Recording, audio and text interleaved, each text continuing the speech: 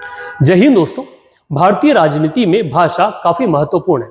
भाषा को लेकर एक तरफ जहां सदर्न स्टेट तमिलनाडु और सेंटर एक दूसरे के खिलाफ खड़े, विरोध में खड़े, वहीं दूसरी तरफ भारत के दो बड़े राज्य कर्नाटका और महाराष्ट्र इसी भाषा को लेकर एक दूसरे के साथ विवाद में आ गए। हालांकि इन दोनों के बीच का भाषा को लेकर यह विवाद काफी पुराना है, परंतु इस विवाद को अभी हवा दी जब बेलगाम में एक बस कंडक्टर को मराठी न बोलने के कारण कुछ स्टूडेंट्स ने पीट दिया। उसके खिलाफ पॉस्को के तहत एक कानून केस जो है वो केस भी रजिस्टर करवा दिया गया। इस घटना के बाद दोनों राज्यों ने एक दूसरे के बीच में बस व्यवस्था को पूर्ण रूप से स्थगित कर दिया और ये मैटर अब एक राजनीतिक मुद्दा बन चुका है। आइए इस वीडियो के थ्रू जानने की कोशिश करते हैं इस विवाद की जड़ को और इस पूरे मुद्दे को। कर्नाटका और महाराष्ट्र के बीच में ये जो विवाद है, ये विवाद तब से चल रहा है जब से भारत को आजादी मिली। आजादी के बाद भाषा के आधार पर राज्य की मांग निकली। स्टेट रीऑर्गेनाइजेशन एक्ट 1956 के तहत इस बात को मंजूरी दी गई कि भाषा आधारित राज्य बनाए जा सकते हैं।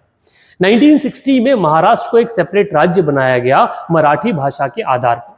महाराष्ट्र के राज्य बनने के बाद महाराष्ट्र ने कर्नाटका में स्थित कुछ एरिया जो मराठी बोला करते थे उन पर अपना दावा कर दिया। ये एरिया थे बेलगावी, जिसे बेलगम कहा जाता था, निपानी और कारवार। वहीं दूसरी तरफ कर्नाटका इस एरिया या महाराष्ट्र के क्लेम के विरोध में आके खड़ा हुआ और इस तहत दोनों राज्य एक दूसरे के साथ डिस्प्यूट में आ गए। इस डिस्प्यूट को सॉल्व करने के लिए तत्कालीन केंद्र सरकार ने 1966 में एक कमीशन बनाई गई उस समय के chief justice of supreme court या सुप्रीम कोर्ट के चीफ जस्टिस मेहर चंद्र महाजन की लीडरशिप में, जिसे महाजन कमीशन भी कहते हैं। इस महाजन कमीशन ने महाराष्ट्र के बेलगावी और आसपास के एरिया लगभग 247 गांव को वाला जो एरिया था उस रिकमेंडेशन को रिजेक्ट कर दिया। वहीं दूसरी तरफ उन्होंने महाराष्ट्र के कुछ एरिया जिसमें जाट, अकालकोट, सोलापुर वाला जो एरिया था इसे कर्नाटका को देने का दावा किया।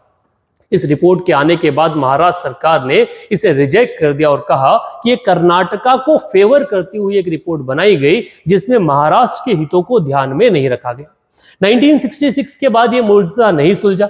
उसके बाद लगातार ये मुद्दा और गहराता गया भारतीय राजनीति में।